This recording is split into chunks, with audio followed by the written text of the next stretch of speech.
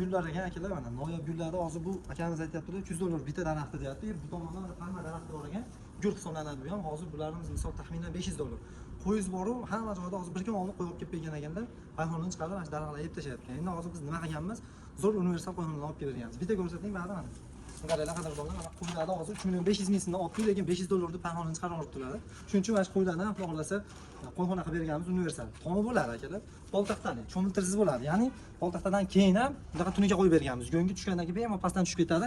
Kichkina bolalar ham, misol maktab bolalari ham tozalasa bo'laveradi. Har bittasiga alohida ana oxir. Eshikda bo'ladi oxir.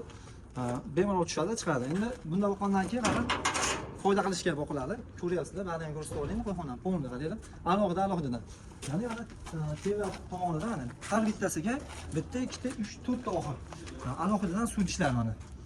Tevalarni ko'rsanglar xonalarni. Qaranglar mana. Har bittasiga bitta xona. Ya'ni bu aynalarda mana qo'ylar deganlarga ko'ryapsiz. Xotirjam bemalol bitta qo'zada aynalaveradi ichida.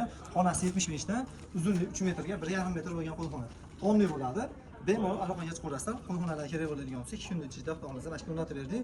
Shunday payxon qura olmaydi. Kelar bizning manzil Farg'ona viloyati Obuna bo'ladi. Mana shu qo'yxonalar payxon qilgan do'stingizga jannat qo'yaverasiz.